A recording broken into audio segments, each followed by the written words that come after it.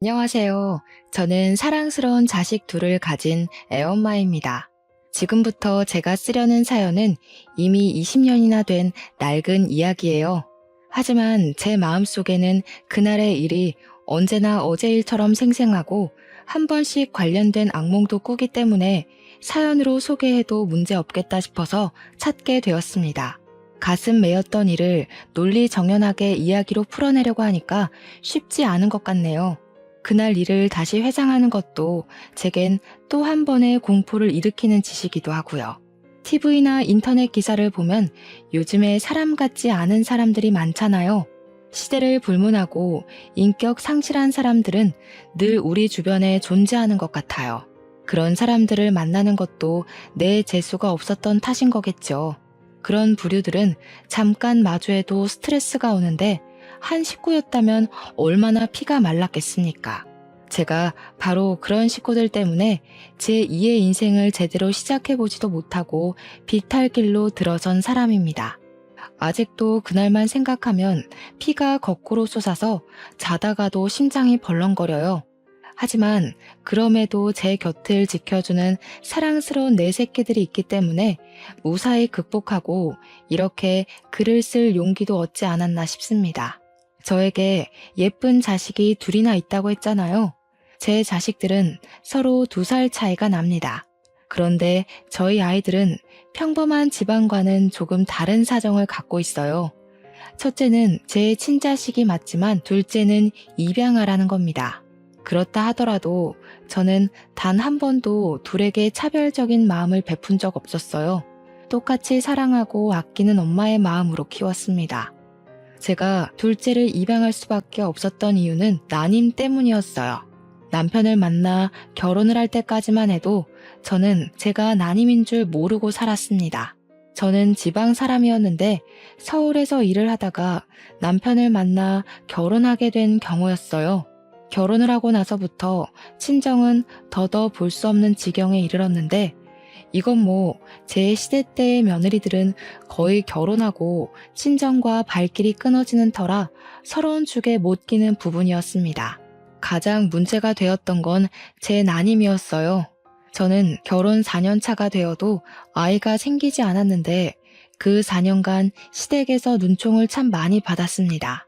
옆에서 가만히 지켜보니까 시모한테서 약간 따라쟁이의 기질이 느껴지더군요. 시모에게는 고등학교 동창인 친구들이 몇 명 있습니다. 그 모임을 주기적으로 가져서 나이가 든 지금에도 여전히 친구들을 만나고 있다고 했어요. 그 점은 부러울만 했지만 그 모임이 오히려 시모를 망친다는 생각이 들었어요.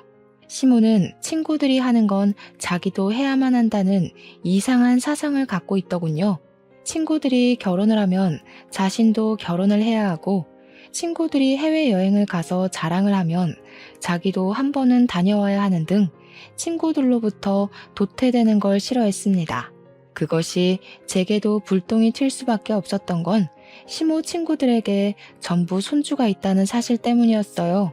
친구들 모두 아들이 있고 장가를 갔는데 예쁜 손주들을 다 안고 있더라고요. 저 때문에 쪽팔려서 모임도 못 나가겠다는 시모의 말은 저까지도 스트레스가 극에 달하도록 했어요. 한 번은 남편이 출근해서 아침 차려주고 저도 출근하려고 뒤늦게 밥을 먹고 있는데 시모가 화장실 가더니 제가 먹고 있는 국그릇을 확 엎어버리더라고요. 차려입은 출근복이 소고기국에 젖어 벌떡 자리에서 일어났더니 시모가 뭐라는 줄 아십니까? 목구멍으로 밥이 넘어가냐? 남들은 이맘때쯤 되면 애 밥 먹이느라 바쁠 텐데 너는 어쩜 네 목에 기름칠하기만 바쁘니? 도대체 너는 언제 아이를 볼 거야? 어머님, 그렇다고 먹고 있는 사람 밥그릇을 엎으면 어떡해요? 저도 아이 갖고 싶죠. 안 되는 걸 더 이상 어떡하라는 건데요? 시모는 저더러 다음날 무조건 연차내라고 산부인과라도 가봐야지 이대로는 자기가 속병 나서 죽고 못 살겠다고 했습니다. 저 또한 시모의 자질구레한 간섭과 지적질이 너무 스트레스라서 산부인과를 가보는 게 좋겠다고 생각했어요. 그래서 시모랑 저는 산부인과를 동행하게 되었고 그날 제가 난임이라는 사실을 처음 알게 되었습니다. 시모는 원래부터 제게 살가운 사람은 아니었는데 그나마 제가 대기업 다니는 커리어우먼이라 크게 무시는 안 했었거든요. 그런데 제가 난임 판정을 받고부터는 아예 저를 찬밥 취급하기 시작했어요. 어떻게 자기 집안에 난임 며느리가 들어올 수 있냐면서 자기 팔자가 이 정도로 기구했던 적은 없는데 나 때문에 자기 앞길 막혔다고 저를 그렇게 원망했습니다. 난임이라는 사실은 저한테도 무척 충격이고 실망스러운 일이었지만 그것 때문에 계속해서 시모한테 무시당하는 건 납득하기 어려웠고 많이 버거웠습니다. 하지만 시모의 아기 욕심은 쉽게 포기될 부분이 아니었어요. 시모는 따라쟁이라서 친구들이 자랑하는 꼴을 고스란히 느끼며 도태되어 있을 사람은 아닐 거라고 예상했습니다. 그래서 제게 당장 시험관 시도를 해볼 것을 강요했어요. 남편도 저도 아기를 원했기 때문에 그 제안이 그리 거북스럽지는 않았습니다. 다만 시모의 아집이 너무 강해서 혀를 내둘렀을 뿐이죠. 시모는 빚을 내서라도 손자를 얻기 위해 시험관을 시켰습니다. 그렇게 고생해서 귀하게 얻은 아이가 바로 제 첫째 딸입니다. 난임이라는 소식에 제 인생에서 없을 줄 알았던 소중한 생명을 얻게 되어 제가 얼마나 기뻤는지 모릅니다. 기뻐서 눈물을 흘린다는 걸 그날 처음 겪어봤어요. 저도 남편도 모두 행복해했는데 정작 임신에 목말라 있던 시모만은 표정이 어두웠습니다. 알고 보니 제 자식이 딸이라는 것에 또 불만을 가진 상황이더라고요. 시모 친구들은 전부 손자를 얻었대요. 이제 막 태어난 아이 앞에서 산후조리하고 있는 제 앞에서 굳이 아기 성별을 논해야 할 일일까요? 시댁에 힘써주는 덕분에 시험관에 성공하여 딸을 얻게 되었음에도 그 감사함이 길게 가지 못했습니다. 모든 삶이 순조로워질 거라고만 생각했는데 또다시 시모의 아집 때문에 스트레스가 차고 올랐어요. 겨우 하나 있는 내 아들 어렵게 장가 보냈더니 며느리라는 애가 어쩜 이렇게 제 할 일을 못한다니? 빚내서 돈 들여놨더니 계집애를 낳아? 말씀이 심하시네요. 어머님 손녀잖아요. 계집애가 뭐예요? 어머님 원대로 손주 낳았으니까 더 이상 쓸데없는 고집 그만 부리셨으면 해요. 그날 이후로 시모는 손녀에게 한 번도 따뜻한 시선 한 번 보내준 적 없는 사람이었어요. 저는 화장실을 가더라도 아이를 안고 가야 했습니다. 아이가 잘못 뒤집어지거나 잠시 한눈 판 사이 이부자리에서 벗어나기라도 하면 돌봐줄 사람이 없었거든요. 시모는 제 딸이 코앞에서 울고 있어도 보듬어 주기는커녕 거들떠도 안 봤어요. 그런 사람을 어떻게 믿고 제가 아이를 내버려 두고 다니겠습니까? 제 허리가 부서지는 한이 있더라도 저는 집에서 아이를 안고 업고 다녔어요. 그 탓에 제 몸이 제대로 회복을 하지 못해서 다 늙은 나이에 골병 드는데 큰 몫을 했을 겁니다. 얄미운 시모는 그런 와중에도 손자에 대한 선망을 놓지 못했어요. 손녀는 안중에도 없고 그저 제 몸이 얼른 회복되도록 병원을 그렇게 질질 끌고 다니면서 약 타주고 침 놔주고 물리치료를 시켰습니다. 그러면서 한 7개월을 보냈어요. 어느 날 시모가 황당한 얘기를 꺼내더라고요. 저더러 둘째를 계획하자며 또 시험관 얘기를 꺼냈습니다. 그 소리를 듣는데 시모가 저를 사람이 아닌 애 낳는 기계로 보는 건가 싶은 생각도 들었어요. 어머님, 지원이도 어렵게 얻은 거 아시잖아요. 지원이 안기까지 우리 식구 다 얼마나 힘들었어요. 남편도 아이는 하나면 충분하다 했으니까 그냥 외동으로 잘 키울게요. 네 생각만 하니? 집에 아들씨 하나 없어서 어디다 쓴다고? 나는 무조건 손자를 봐야겠다. 요즘 손자 없는 할미들 보기도 힘들더라. 내가 너한테 내 귀한 외동아들 줬으면 너도 그에 맞는 답례를 해야 될 거 아니냐? 먹고 땡 하려고 그랬니? 손자 없는 할미들이 보기 힘든 게 아니라 지금 어머님 친구분들이 다 손자 얻으셔서 저한테 강요하시는 거잖아요. 저 그 시술 더는 못해요. 몸 회복도 안 됐고 더 이상은 힘들어요. 참나, 그래. 내 친구들은 며느리들이 다 아기집이 좋아서 손자 숨풍숨풍 낳았다더라. 그걸 잘 알면 너도 좀 한 번에 아들을 낳지 그랬어. 젊은 애가 영 쓸모가 없네 없어. 어찌 된 게 대기업 다니는 것 말고는 말짱 꽝이야? 시모의 칭얼거림을 들을 때마다 정말 기운이 빠지고 한숨밖에 안 나왔습니다. 시모는 사실 기러기 시부를 두고 있어요. 시부는 당시 일본에서 일을 하고 있었고 돈만 시모에게 붙여주면서 살아왔다고 하더라고요. 남편이 정말 어린 6, 7살 때부터 시부가 기러기를 했다고 해서 남편도 시부 얼굴을 잘 모른대요. 저 또한 시부를 결혼식 때만 보고는 그 뒤로 뵌 적이 없었습니다. 시모는 시부가 주는 돈으로 하나 있는 남편에게 아낌없이 지원을 많이 해주면서 키웠다고도 했는데요. 그래서 남편에겐 취미랑 자격증이 좀 많았어요. 대기업 취업하는데도 전혀 무리가 없었다고 했고요. 반면에 시모는 일을 전혀 안 하는 사람이었다고 해요. 매주 친구들을 만나러 외출을 했는데 그 동창 친구들이 좀 잘 사는 것 같더라고요. 그래서 시모가 시부한테서 받는 돈에도 적다면서 많이 불평하는 걸 들었습니다. 자기도 이것저것 치장을 해야 하는데 재력이 그만큼 안 받쳐주니까 철없는 투정을 많이 부리더라고요. 어쨌든 그렇다고 제가 시모 뜻대로 아들 하나를 더 낳을 수도 있는 여력도 안 되잖아요. 저도 둘째, 셋째까지 낳을 수 있다면 좋겠죠. 그런데 제 몸이 그게 안 된다고 하잖아요. 그래서 시모 뜻을 완강하게 거절할 수밖에 없었습니다. 원래는 제가 웬만하면 시모한테 고분고분 맞춰줬어요. 하지만 아이 문제 때문에 제대로 틀어지기 시작하면서 시모랑도 부딪히는 날이 늘어갔던 겁니다. 제가 둘째를 갖지 않겠다고 강력하게 선언을 했더니 역시나 시모가 화가 끝까지 나서는 저한테 토라지고 말았어요. 그래도 어쩔 수가 없지 않습니까? 제가 뭐 천하무적도 아니잖아요. 진짜 끈질기게도 시모는 여전히 손자 욕심을 버리지 못했습니다. 제 주변을 맴돌며 계속 투덜거렸어요. 아들 안 낳을 거면 대기업 며느리 필요 없다든지 세상에 아들 하나 없는 집이 어딨냐라든지 아들 욕심이 절에 없어서 어디 엄마 자격이나 있겠냐. 너 때문에 내 아들까지 앞길이 캄캄하다 등등 엄청 징징거리고 툴툴댔습니다. 시모가 저를 진작에 자기 아들과 이혼시키지 않았던 건 딱 한 가지 이유 때문이었어요. 제가 남편과 같은 대기업 사람인데 듣자 하니 시모 친구들 며느리 중에서 제가 가장 학력이 높은 것 같더라고요. 제 결혼식 날 시모 친구들이 저랑 시모 앞에서 대기업 며느리 생겨서 시모는 참 부럽겠다며 유난을 떨었었거든요. 그때 시모 어깨가 하늘로 치솟았는데 시모가 처음이자 마지막으로 제게 우리 아가라고 불러줬던 것 같아요. 어쨌든 시모가 제 속을 뒤집어 놓고자 일부러 저를 따라다니며 염장 지르는 걸 알기 때문에 저는 그냥 시모의 잔소리를 한 귀로 듣고 한 귀로 흘려버렸어요. 그나마 고마웠던 건 남편한테 시모의 이런 고집을 얘기하면 남편이 저랑 같이 시모 욕을 해준다는 것에서 위안을 많이 얻었습니다.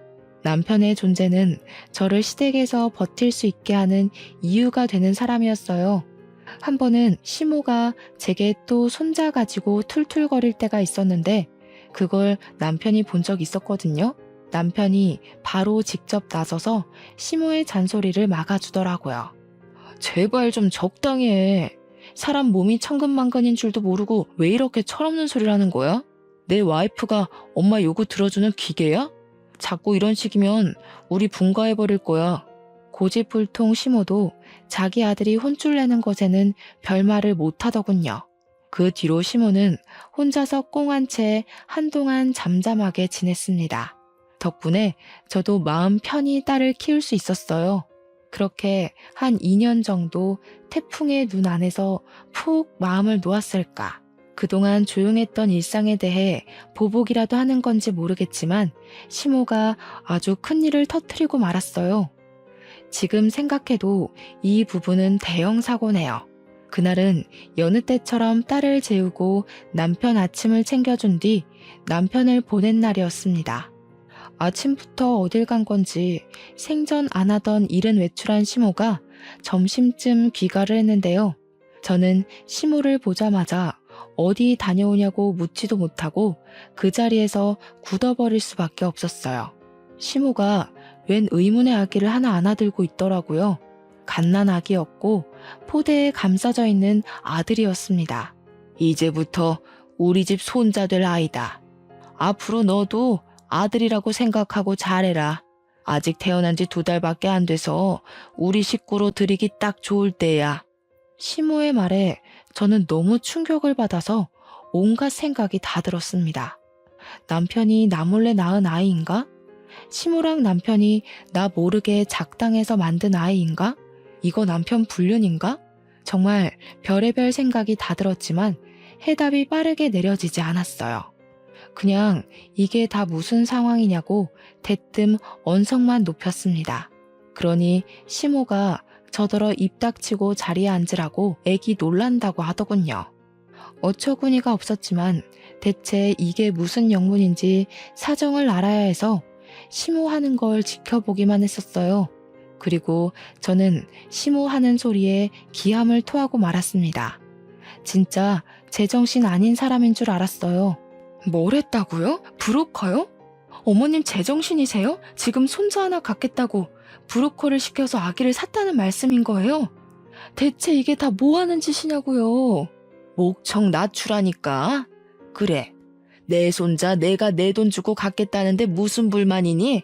너더러 낳아달라고 안 했잖냐? 키워달라고도 안 할 테니까 신경 꺼라. 남편 씨도 아니고 그 아이는 그냥 남의 자식인 거잖아요. 지금 남의 자식을 손자처럼 키운다는 거예요?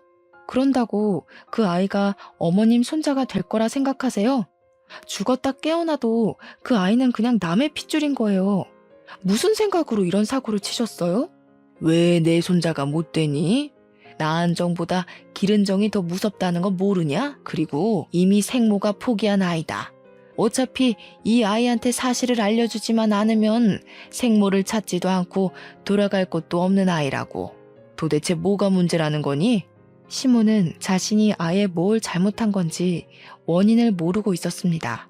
그런 시모를 보고 저는 단지 시모가 제정신이 아니라고만 생각했어요. 아무리 손자가 갖고 싶어도 그렇지 어떻게 남의 아기를 돈 주고 사올 생각까지 했는지. 이럴 거면 그냥 새 며느리를 들이지 그랬냐고 제가 시모에게 고래고래 소리를 질렀더니 시모가 자기 아들 인생에 이혼율 그이게 할 수 없다면서 아들 재혼은 죽어도 못 받아들인다고 했습니다. 그러면서 잘 해결됐는데 뭐가 문제냐고 되레 언성을 높이더군요. 저랑 얘기하니까 피가 거꾸로 솟는다면서 품 안의 아기를 소중하게 데리고 자기 방으로 들어가 버렸어요. 이렇게 큰 문제는 저랑만 다툴 일이 아니잖아요. 퇴근하고 온 남편도 당연히 이 사실을 알았고 그날 저녁 남편이랑 시모는 처음으로 순순히 물러나는 사람 없이 대판 싸우게 되었습니다. 싸우는 대화 내용을 듣자 하니 시모는 브로커에게서 300만 원을 주고 그 아기를 사온 거더라고요. 20대 초반 미혼모 여자의 아기라는데 남편은 시모의 입장을 다 듣기도 전에 화가 나서 당장 그 브로커 명함 내놓으라고 시모에게 난동을 부렸습니다. 시모가 순순히 아기를 내놓지 않자 남편은 시모 품에 안긴 남자 아기를 빼앗았고 아기를 갖다 버리겠다고 겁박을 했어요. 남편이 저렇게까지 화를 내는 건 저도 처음 봤었습니다. 남편의 과격한 행위에 식겁한 시모는 얼른 남편에게 명함을 건넸어요. 그러면 당연히 다시 아기를 돌려받을 거라고 생각을 했던 건지 시모가 남편을 향해 두 팔을 뻗으면서 아기를 달라고 했으나 남편은 그대로 시모를 지나쳐 아기를 데리고 집을 나섰습니다. 그러자 시모가 울고불고 남편을 뒤쫓았지만 이미 차를 타고 가버린 남편을 붙잡진 못했어요. 물론 제가 시모를 못 가게 잡아 말리기도 했지만요. 시모는 남편의 모습이 사라질 때까지 길바닥에 주저앉아 땅을 치다가 나중에는 제게 성질을 내면서 닥치는 대로 저에게 손찌검을 하기 시작했습니다. 당장 내 손자 데려와. 너 때문에 되는 일이 하나도 없다. 네가 이 집에 들어오고부터 나한테 해준 게 뭐가 있냐? 아들 낳아줄 거 아니면 빨리 내 손자 데려오라고. 제발 정신 좀 차리세요. 사람 같지도 않은 짓 하고서 하늘이 두렵지도 않으세요? 나중에 뒷감당 어떻게 하시려고 돈 주고 그런 짓을 하는 거예요. 시모는 남편이 돌아올 때까지 방구석에 박혀 나오지도 않고 밥도 안 먹었습니다. 그렇게 나갔던 남편은 하루 뒤에 돌아왔는데요. 당황스럽게도 남편 품에 아기가 그대로 안겨 있더라고요. 남편한테 어떻게 된 거냐고 물었더니 당연히 브로커한테서 돈은 못 돌려받았는데 남편은 브로커에게 돈 안 받아도 되니까 아기만 다시 가져가라고 했대요. 그랬더니 그것도 브로커가 이미 자기 손에서 끝난 일이니까 알아서 해결하라고 미혼모 연락처랑 주소를 알려주는 덕에 미혼모까지 만났다고 했습니다. 하지만 직접 찾아가서 만난 미혼모는 생각보다 많이 양아치에다 쓰레기라서 아기를 그 여자한테 맡겼다간 아기가 일주일도 못 가 생을 마감할 것 같다는 생각이 들었다고 했어요. 그만큼 미혼모는 엄마의 자격이 없는 여자였다고 했습니다. 그래서 남편은 긴 고민 끝에 결국 다시 아기를 데려오게 되었다고 하네요. 어쩔 수가 없었어. 아기가 죽게 내버려두진 못하겠더라고. 아무래도 좀 더 데리고 있으면서 어디 안전하게 위탁할 수 있는 곳을 알아봐야 될 것 같아. 그 순간 우리에게 닥친 사실에 진짜 기가 막히고 저까지 정신 나가버릴 것 같았지만 남편이 말해주는 아기의 사정을 들으니까 진짜 그 여자한테는 보내면 안 되겠더라고요. 그래서 며칠간 고민하면서 그 아기를 잠시 우리 집에 놔두게 되었는데요. 남편이랑 같이 괜찮은 위탁소를 찾으며 고민하는 며칠 동안에 그만 아기한테 정이 들어버리고 말았지 뭡니까. 무엇보다 우리 딸이 아기를 엄청 좋아하더라고요. 우리 딸도 당시 2살밖에 안 되었을 때였는데 더 아기인 아이를 알아보기라도 하는 건지 아기 옆을 얼쩡거리면서 계속 아기 하며 관심을 보였어요. 신기하게도 자기 인형까지 그 아기한테 다 양보하고 누나다운 모습을 계속 보여주더라고요. 누가 양보라는 걸 가르쳐주지도 않았는데 말이에요. 그리고 손자가 미쳐있던 시모에게도 변화가 찾아왔는데요. 손자가 생겼다고 사람이 유들유들해져서는 우리 딸에게도 처음으로 손녀 대우를 해주기 시작했어요. 저 또한 우리 딸과 잘 어울리는 그 아기를 보면서 예뻐서 눈이 계속 가긴 하더라고요. 신기하게도 마치 그 아기가 우환이 깃든 저희 집안에 활기를 찾아주는 것만 같았습니다. 그래서 진짜 말도 안 되게 그 아기를 입양하기로 마음을 먹었어요. 남편이 제 결정에 깜짝 놀라긴 했지만 시모도 좋아하고 우리 딸도 좋아하고 나도 좋은 거라면 남편 또한 좋다고 금방 수긍을 해주었어요. 저의 소중한 둘째는 이렇게 생겨났습니다. 정말 말도 안 되는 일 때문에 제게 아들 녀석이 생겨났지만 이렇게 일이 마무리되었다면 제 이야기가 조금은 덜 서러웠을지도 몰라요. 아이 문제가 해결이 되자 제게 또 다른 골칫거리가 찾아왔는데요. 제 최악의 에피소드는 이때부터가 진짜였습니다.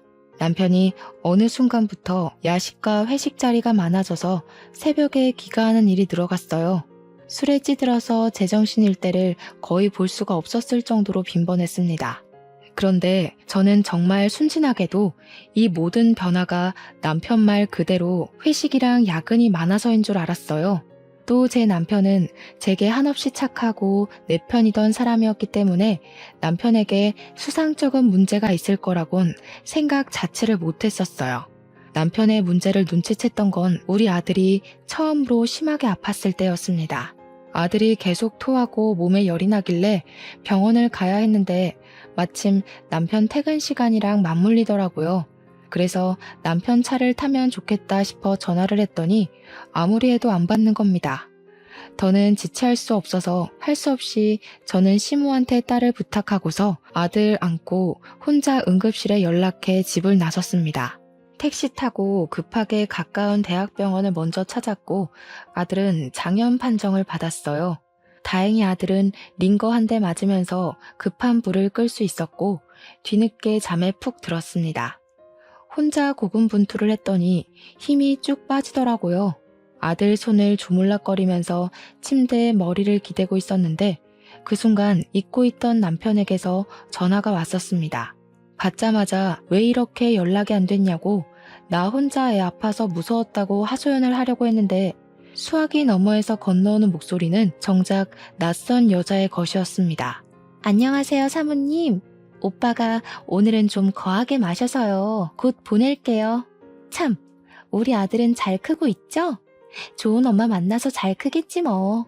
이렇게 말하면 제가 누군지 아실까요? 그 순간 저는 잠들어 있는 아들 얼굴을 한번 쳐다봤고 낯선 여자가 바로 이 아이의 엄마라는 사실을 눈치챘습니다. 소름이 쫙 끼침과 동시에 머릿속으로 수만 가지의 물음표가 생겼어요. 그중 이 미혼모가 왜 내 남편이랑 같이 있는지가 가장 의문이었습니다. 그러나 제가 문제로 걸고 넘어지기도 전에 전화가 끊어져 버렸고 제가 전화를 다시 걸어도 더 이상 그 여자 목소리는 들을 수가 없었어요. 결국 저는 다음날 아들을 데리고 다시 집으로 가서 출근하려는 남편에게 따질 수밖에 없었습니다. 당신 뭐야? 그때 그 미혼모랑 여태 만나고 있었던 거야? 왜? 뭐 때문에? 어째서? 나한테 그런 약속에 대해 한마디도 설명한 적 없었잖아. 그 여자가 애 때문에 당신한테 뭐라 해? 이미 우리 아들로 입양까지 마쳤는데 법적 문제 없는 거 아니야? 대체 그 여자한테 무슨 볼일이 있어서 만나는데? 저는 남편한테 어제 통화한 녹음 내용까지 친히 들려주며 따졌습니다. 그러니 남편이 크게 당황하더라고요. 숙취 때문에 더 정신없어 보였어요. 그렇다고 제가 지금 남편의 불륜이 의심되는 상황에서 남편의 상태 따위 신경 써줄 겨를이 있었겠습니까? 저는 남편을 더 몰아붙이면서 설마 내가 생각하는 부정행위인 거냐고 둘이서 술 마시고 오빠 거리는지 말해보라고 소리만 질렀어요. 그걸 시모도 옆에서 같이 듣고 있었는데 시모 역시 적잖이 놀란 듯 했습니다. 그런 상황에서 남편이 머리 굴린다고 누나를 불안정하게 흔들어대는데 그것만으로 이미 제 예측이 맞는다는 것에 힘이 실리는 꼴밖에 안 되더라고요. 제발 아무런 사이도 아니라고 변명이라도 해주길 바라며 말을 좀 해보라고 소리를 쳤더니 남편이 되레 저한테 소리 좀 지르지 말라고 목청만 높였습니다. 그리고는 머리 아파 죽겠으니까 출근하고 와서 얘기하자면서 도망치듯 집을 나가버렸어요. 시모가 이게 무슨 일이냐고 저한테 정황 설명을 마구 요구했는데 자기 아들 편들 게 뻔해 보여서 시모 얼굴도 보기가 싫더라고요. 그와 동시에 시모 품에 있는 아들까지 순간적으로 미웠습니다. 사랑하는 사람에게 배신당하는 건 상상 이상으로 힘들잖아요. 그래서 제게는 제 감정적 슬픔을 감당해줄 원망의 대상이 필요했던 것 같아요. 그게 바로 아들의 존재였어요. 이렇게 남편이 비뚤어진 걸 죄 없는 아들 탓으로 돌리면서 아들만 아니었다면 우리 가정에 불순물이 묻지 않았을 거라고 저 혼자 그렇게 위안 삼고 원망을 했었습니다. 그래서 저는 시모랑 아들을 완전히 외면하고서 방에 들어와 제 딸을 끌어안고 눈물을 흘렸어요. 그리곤 퇴근하고 온 남편에게 이혼을 통보받았습니다. 무슨 생각인 건지 남편이 제게 이혼을 요구하더라고요. 미혼모를 처음 본 그날 자신이 미혼모와 다투다가 미혼모가 사정하는 바람에 사연을 들어주게 되었는데 같이 술을 마시게 되었고 둘이서 넘어선 안 되는 선까지 넘었었다고 고백을 했습니다. 그 뒤로 서로에게 마음이 생겨 줄곧 만남을 이어왔다고도 했어요. 그러니까 그 기간이 갓난아기 때 내 품에 들어온 우리 아들이 2살로 클 때까지 계속되어 왔다는 겁니다. 저는 더 깊은 내막을 듣진 못하고 그대로 남편의 귀싸대기를 날렸습니다. 그리고 주방으로 가서 집에 있는 고춧가루를 가져와서 남편 얼굴에 쳐 뿌리고는 봉지째로 남편 면상에 집어 던져버렸어요. 그래서 이혼하자고? 딴 여자 생겼으니까 나보고 네 옆에서 꺼지라는 거야? 어떻게 당신 입에서 이혼이란 말이 나올 수가 있어. 이 양심 없는 새끼야. 쓰레기 짓은 네가 다 해놓고 뭐가 떳떳해서 고개 쳐들고 이혼 소리를 해? 네가 뭔데 나를 까? 뭔데 이혼 얘기를 먼저 하냐고. 쌍욕이란 쌍욕은 다 하면서 남편을 원망했고 배신감을 느낀 만큼 남편을 개패듯이 패고 또 팼습니다. 그러자 시모가 무섭게 달려와서는 저를 밀치더라고요. 자기 아들이 설령 불륜을 저질렀다고 하더라도 시모에겐 아들이 중요했고 손자가 중요했던 겁니다. 시모에게 저라는 사람은 그저 남편을 보필할 여자, 손자를 키워줄 여자밖에 안 되었던 거예요. 그런데 황당한 건 뭔 줄 아시나요? 이제 그만 그리 사랑하는 아들 뜻에 따라 저랑 남편을 이혼시킬 법도 할 텐데 시모 하는 말이 진짜 재밌더라고요. 네가 하라는 대로 다 하마. 그래도 이혼은 안 된다. 그냥 내 아들이랑 그 여자랑 만나든 말든 신경 끄고 네가 이 집에서 상전처럼 살면 되잖냐. 앞으로 네가 하는 일 다 입안될 테니까 이혼은 절대 생각도 마라. 말 같지도 않은 소리 한결같이 하시네요. 어머님 아들이 이혼하고 싶다잖아요. 한낱 미혼모한테 미쳐서는 양아치 여자를 옆에 두고 싶다 하는데 어머님 돈 주고 일 꾸미는 거 좋아하시지 않아요? 그 정신 나간 여자 데려와서 어머님 손맛대로 신분 위조해주면 되겠네요. 안 돼. 내가 그 여자를 알아도 제일 잘 알지. 우리 손자 데려오려고 사전조사를 얼마나 꼼꼼하게 했는데 일부러 더 음지에 있는 여자를 찾은 거란 말이야. 그런 인간 말종인 여자는 우리 집 며느리로 절대 못 들인다. 웃기네요. 인간 말종의 핏줄은 괜찮은데 인간 말종을 며느리 삼을 수는 없다. 어머님의 그 잘난 기준 진짜 너무 역해서 더는 이해해주기 싫어요. 돈 주고 애를 사오는 인간이나 그의 엄마랑 바람 피우는 인간이나 그 부모의 그 새끼인데 제가 너무 큰 기대를 한 것 같네요. 진작에 이 답없는 집구석 나왔어야 했는데 저는 이혼 합의는 절대 해줄 생각이 없어서 제가 당한 만큼 소송으로 갚아주겠다고 경고장을 날려준 뒤에 바로 짐을 챙겼습니다. 소송을 한다니까 둘이서 꽤나 놀랐는지 남편이랑 시모가 저를 막으려 했지만 이미 당시 제정신이 아니었던 저는 내 몸에 손대면 경찰에 신고해버릴 거라고 악까지 질러버렸어요. 그동안 쌓였던 게 물밀듯이 솟구치니까 정말 괴성을 독하게 내지를 수가 있겠더라고요. 한 번도 시댁에서 정신 나간 사람처럼 보였던 적은 없었는데 제가 처음 보는 모습을 드러내니까 그 둘도 놀라서 그냥 내버려 두더군요. 그 상태로 저는 가벼운 짐만 챙긴 뒤에 딸만 데리고서 그 집을 나오려고 했는데요. 제가 신발을 신는 순간 아들이 저를 쫓아 신발장까지 아장아장 걸어오더라고요. 저를 보고 엄마 엄마 하는 아들을 보면서 쉽사리 발이 안 떨어졌지만 정말 마음 독하게 먹고서 그대로 집을 나와버렸습니다. 일단은 직장 동료에게 신뢰를 무릅쓰고 연락했고 딸을 데리고 그 동료 집에서 신세를 지며 살았어요. 문제는 집을 나왔는데도 아들의 모습이 잊히지가 않아 괴로웠다는 겁니다. 며칠 고민 끝에 아들을 포기할 수 없었던 저는 결국 변호사에게 부탁해서 아들 친권 꼭 내가 가져야 된다고 승소하게 해달라고 사정을 했어요. 그랬더니 변호사가 흔쾌히 가능한 일이라고 고개를 끄덕이더군요. 남편이 바람을 피운 상황인데다 남편은 아들을 키우면서 한 번도 자기 아들이라고 보듬어 준 적 없는 아빠이기 때문에 그게 증명만 된다면 친권은 얼마든지 제 편에 세울 수 있다고 했습니다. 그 말만으로 얼마나 안심이 되었던지 몰라요. 아들은 어쨌든 저와 남편이 입양한 자식이고 법적으로 내 새끼잖아요. 피 섞인 아들이 아니라도 그 쓰레기들 틈에 둘 수는 없었습니다. 그리고 저는 손쉽게 승소를 했어요.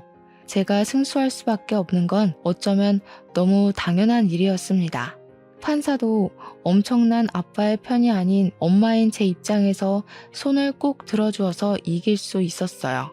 그날 남편이 저를 엄청 원망스린 눈으로 쳐다봤고 시모는 제게 삿대질을 하며 자기 손자를 뺏어간 죽일년이라면서 법정 떠나가도록 소리를 질러댔습니다. 그걸 무시하고 나온 저는 바로 애들을 데리고 스페인으로 떠났어요. 시모의 아집을 알기 때문에 분명 같은 한국 땅을 밟고 있다면 언젠가 제 아들 앞에 나타나서 꼭 더러운 꼴을 보이고 말 것 같았거든요. 전 남편과 시모가 제 앞을 막는 건 상관이 없지만 제 자식들 앞길에 오물오물 투척하는 건 절대 용납하고 싶지 않아서 내린 결정이기도 했어요. 그렇게 떠난 스페인에서 우리 아이들은 고맙게도 너무 건강하게 또 적응도 잘하며 컸습니다. 스페인에서 무탈하게 지냈다 보니 저희는 영주권까지 받을 수 있었어요. 저는 가정의 행복이란 걸 그곳에서 제대로 느꼈고 아이들과 함께 웃으면서 세월을 보냈더니 어느덧 20년이나 흐르게 되었습니다. 그리고 저희는 올 초에 한국으로 돌아오게 되었어요. 개인적으로 저는 한국을 다신 찾고 싶지 않았지만 성인이 된 딸이랑 아들이 자신의 모국이 어떤지 궁금하다고 조르더라고요. 그래서 아이들을 생각해 결국 귀환을 결심했죠. 잊힌 줄 알았던 저의 과거의 기억은 한국을 들어오자마자 또 생생하게 제 가슴을 조여왔습니다. 서울 공기만 마셔도 과거의 스트레스들이 내 눈앞에 현존하고 있는 것처럼 모든 것이 필름처럼 떠올랐어요. 그렇다고 오랜만에 찾은 한국이 괴롭기만 한 건 또 아니더라고요. 저도 한국 사람이잖아요. 한편으론 저의 친정이 있기도 한 이곳이 반가운 것도 사실이었습니다. 저는 한국에 오자마자 못 본 새에 나이가 많이 든 친정 부모를 찾아뵈었고 우리 애들이 외조부를 휴대폰으로만 보다가 직접 보니 훨씬 더 좋아하며 살갑게 행동했습니다. 제 부모님이 웃고 제 자식들이 웃는데 그 모습을 지켜보던 그 순간에 그런 생각이 들더라고요. 뭐가 두려워서 그렇게 20년이나 도망쳐 있었을까 하는 생각도 말이죠. 딸이랑 아들은 예상외로 한국을 더 좋아했습니다. 한국말 하는 데는 서툴지 않았어요. 제가 한국말을 쓰면서 아이들에게 한국인이라는 걸 잊지 않도록 신경 썼거든요. 외국으로 도망쳤다고 한들 아마 저도 무의식적으로 언젠간 한국에 돌아와야지 라는 생각을 품고 있었던 것 같아요.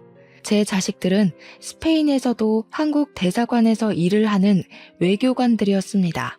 한국으로 돌아와서도 나란히 외교부로 취업이 되었기 때문에 불과 얼마 전 집을 구해야 해서 아들이랑 같이 차를 타고 부동산을 돌았던 적이 있었어요. 살다 그렇게 신기한 일은 또 처음이었습니다. 아들이랑 같이 여러 차례 부동산 매물을 고민하던 중 저희가 한 부동산에서 익숙한 매물을 소개받았어요. 놀랍게도 제게는 상처나 다름없던 시댁 매물이 나와 있더라고요. 중개사가 말하길 그 매물 주인이 할머니가 건강이 악화돼서 병원비가 많이 필요한데 아들 되는 사람이 불륜 사건 터지는 바람에 대기업 직장을 잘려서 급전이 급한 상황이라 집을 팔고 작은 데로 이사를 간다고 했다네요. 그것이 시모랑 전 남편 얘기라는 걸 알아서 순간 저도 모르고 가슴속 응어리가 쪼여왔습니다. 화병이 도진 듯 열기가 올라서 가슴 중앙을 2번 쳤더니 아들이 걱정하면서 왜 그러냐고 묻더군요. 저는 그 부동산을 나와서 아들이 사주는 냉커피 한 잔을 마시며 어렵게 설명을 해줬는데요. 애들이 학교 다닐 나이에 제가 이미 제 사정과 애들의 아빠 사정, 그리고 입양 사정도 모두 얘기를 해줬었어요. 그때마다 제가 시모랑 전 남편 기억 때문에 한 번씩 한숨을 내뱉으면 착한 우리 애들은 그저 제 걱정과 자신들을 홀로 키워준 저에 대해 존경심밖에 없다고 위로해 주었고 저를 대신해서 늘 시모랑 전 남편에게 앙심을 품고 있었습니다. 그래서 그런지 시모랑 전 남편 얘기를 다시 꺼내도 아들은 그리 놀라지 않더라고요. 오히려 저를 그리 괴롭히고 자신을 2번 버려지게 했었다는 시모랑 전 남편 존재를 얼떨결에 찾았다 보니까 궁금해하기까지 했습니다. 그러면서 하는 말이 아들이 시모 집을 매매하자고 제안했어요. 놀라서 무슨 생각으로 그런 소리를 하냐고 너한테 상처 준 사람들인데 왜 굳이 나서서 또 상처를 받으려고 하냐고 했더니 아들은 그 사람들한테 받은 상처가 얼마나 아팠는지 전혀 기억 안 나지만 해선 안 될 짓을 했다는 걸 알게 해주고 싶다고 했어요. 뿐만 아니라 제가 더 놀랐던 건 그 매물에 대한 숨겨진 복권이 따로 있었다는 겁니다. 그래서 얼떨결에 아들 주도하에 그 집을 매매하게 되었는데 그러기 위해서는 집주인을 만나야 했어요. 시모가 건강했다면 직접 왔겠지만 다 죽어간다고 했으니 대리인으로 부동산을 찾아온 전 남편을 마주하게 된 자리였습니다. 20년 만에 마주한 그는 한때 대기업에 다녀서 정장 슈트만 입던 꼴은 온데간데 없었고 어디 자파 상점이나 철물점을 운영하는 것처럼 꼬질꼬질하게 해진 옷을 입고 있었어요. 전 남편은 처음엔 굽신거리며 들어왔다가 저를 보자마자 놀랐는데요. 저를 단번에 알아본 듯 했습니다. 문제는 전 남편 눈빛이 제게 앙심이 상당해 보였다는 것이에요. 어디 가서 보기 좋게 굶어 죽은 줄 알았더니 멀쩡하게 살아있네? 남의 집 박살 내놓고 잘도 살았나 보다? 너 때문에 우리 엄마는 아직도 다 죽은 꼴을 하고 있는데. 전 남편이 제 분에 못 이겨 달려들었는데 그 앞을 아들이 막아주었어요. 아들은 그대로 전 남편을 내동댕이 쳐버렸습니다. 바닥을 구른 전 남편은 그제야 아들의 존재를 쳐다보면서 인상을 팍 찡그렸어요. 제가 젊은 남자랑 바람이라도 난 줄 아나 보더라고요. 뭐 눈엔 뭐만 보인다더니 내가 넌 줄 알아? 이러니까 너 같은 건 친권 자격이 없다는 거야. 누가 누구더러 집을 박살냈대? 아직도 모르겠어. 너네 집이 망가진 거 네 탓이잖아. 네가 딴 년한테 정신 팔려서 가족이고 뭐고 버려서 이 꼴 난 거 몰랐니? 제가 친권을 논하니까 전 남편이 대강 눈치를 챘는지 아들을 다시 보곤 말을 잇더라고요. 곧 자리에서 일어나 아들의 손을 잡으면서 입을 해벌쭉 벌렸습니다. 얘가 그 아기라고? 네가 진짜 윤의 아들이니? 아이고야, 내가 네 아빠야. 나랑 네 할미가 널 데려왔다고. 얼굴 좋은 것 보니까 어디 좋은 데서 일하나 보구나. 네 머리가 이 아빠를 닮아서 그래. 이제라도 집으로 돌아와라. 아빠한테 오기만 하면 친엄마도 찾아줄게. 네 친엄마가 자꾸 도망다녀서 나도 요즘 정신이 없다. 아들 찾았다고 하면 분명 나타날 거야. 윤혜는 아무래도 미혼모의 이름인 듯 했습니다. 아들은 그걸 듣고 되레 표정을 더 차갑게 굳혔어요. 그러고는 바로 전 남편의 손길을 뿌리치더니 그대로 주먹을 써버린 거 아니겠습니까? 아예 아빠라고 생각도 안 하는 태도였고 지칭도 아저씨라고 하면서 과감하게 전 남편을 후려치더라고요. 아저씨 면상 한번 보고 싶었는데 내가 쓰레기라고 생각한 사람 입에서 아들 소리 들으니까 기분 더럽네요. 누가 아빠고 누가 엄만데요? 내 부모는 내가 정해요. 생모는 내가 버렸는데 아저씨는 뭐예요? 애초에 나랑 피는 섞였어요? 그냥 나 주워다 준 브로커랑 다른 게 없어 보이는데요? 뭐? 너 이 자식, 내가 너 분유값 대주고 병원비 대주고 다 했어. 이게 애비 은혜도 모르고 뭐 아저씨? 말버릇이 그게 뭐냐? 자꾸 애비 거리지 마세요. 차라리 얼굴 모르는 생부 존재가 나을 지경이에요. 저랑 엄마는 여기 매매자 입장으로 온 거거든요. 이 정도 질척됐으면 그만하시고 도장이나 찍으시죠. 아저씨 엄마 죽어간다면서요. 돈 급하지 않으세요? 전 남편은 아들이 건방지다며 아들의 멱살을 잡으려 했지만 다 늙은 아저씨가 혈기왕성 청년의 힘을 이기는 건 불가능하지 않습니까? 전 남편은 그대로 아들의 주먹을 한 대 더 맞았을 뿐이었어요. 전 남편은 아들에게 말로 터지고 손으로도 쥐어 터진 후에야 부동산에 온 목적을 실행했습니다. 계약서에 도장부터 찍었어요. 그러더니 아들은 현금으로 비용 지불하겠다며 찾아온 현찰 봉투를 들고서 전 남편 머리 위로 툭 던졌습니다. 우리 엄마는 제 옆을 내내 지켜준 이분뿐이에요. 아저씨가 나중이라도 우리 엄마 발목 잡으러 나타날까봐 일부러 한 번쯤 경고하려고 만나준 거니까 이젠 다시 마주치는 일 없을 거예요. 그리고 웬만하면 바빠도 뉴스는 좀 보세요. 멍청하니까 이렇게 제 복도 발로 뻥 차버리지. 전 남편이 아들의 말을 이해하지 못해서 아들을 째려보고만 있었는데요. 아들이 하는 말뜻은 아까 제가 말씀드렸던 매물 복권이라는 사실을 뜻하는 거였어요. 사실 시댁 매물이 있는 동네가 며칠 전 재개발 확정이 되면서 땅값이 폭등해 뉴스에 난 적이 있었거든요. 전 남편이 몇 개월만 더 버텼다면 몇 배의 보상금을 받고 정말 좋은 아파트로 이사 갈 수 있었을 텐데 아들 말대로 전 남편이 제 발로 복을 냅다 차버린 셈인 겁니다. 아마 하늘에서 더 어렵게 살 팔자여야 된다고 벌을 내린 게 아닌가 싶어요. 그 뒤로 저는 완전히 제 가슴속 응어리를 비워낸 것처럼 시원함을 느끼며 살고 있습니다.